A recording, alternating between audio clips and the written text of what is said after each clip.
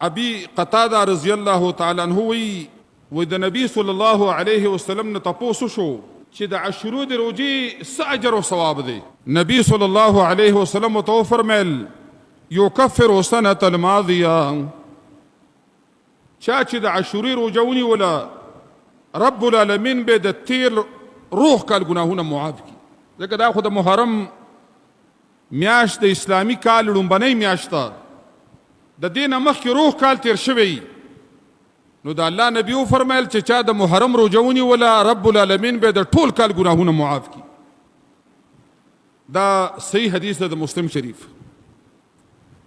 بیا دا ده چې نبی صلی الله علیه وسلم فرمایل صوموا یوم عاشورا، د عاشورې روزه نیسئ خو خالف فيه اليهود، په دې کې د یهودیانو مخالفت وکئ، یا تی یو ورځ مخکې نیسئ یا اوس یو ورځ وروسته نیسئ.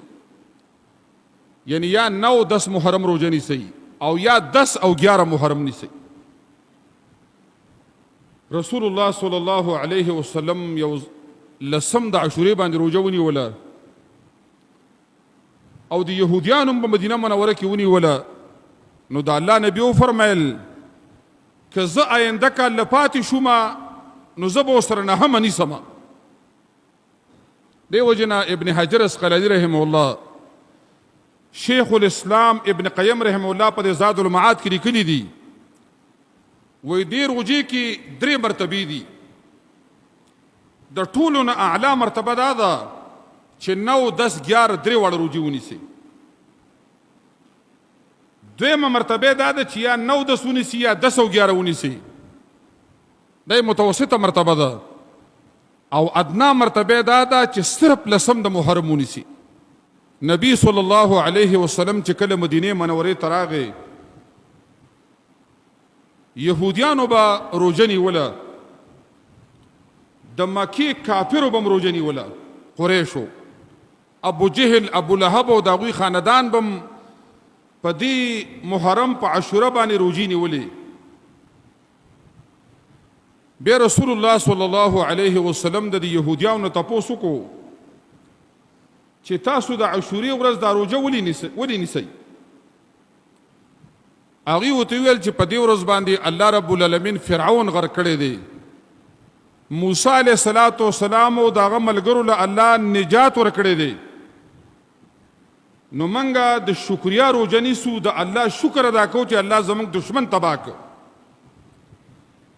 نبی صلی الله علیه وسلم چې دا واورېدل نو دې ملګرو ته وفرمیل فنحن احق واولى بموسی منکم.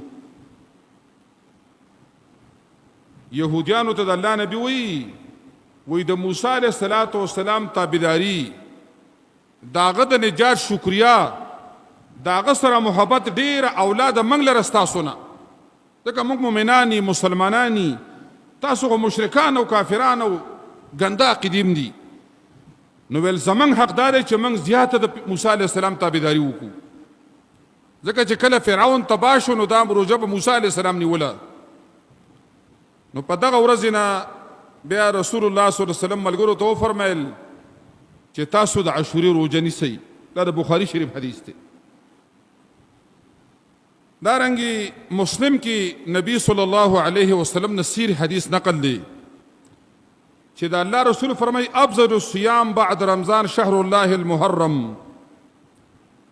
افضل الصيام په روزو کې د ټولو نه غوره روزې د رمضان نه وروستو دا د محرم روزه ده، د محرم.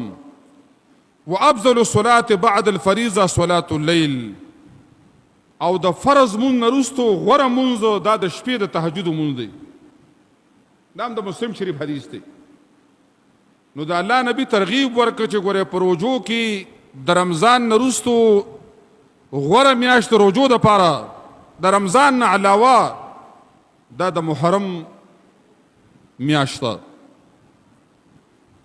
عائشه رضی الله تعالی عنها فرمایي وی په دې ورځ باندې به قریش روزه نیوله. قریش څو مشرکانو کافرانو د مکی. بیا رسول الله صلی الله علیه وسلم هم روزه نیوله. خو چې کله د الله نبی هجرت کو مدینه ته رمضان المبارک فرض شو نو وی فرمایل من شاء صامه ومن شاء ترکه.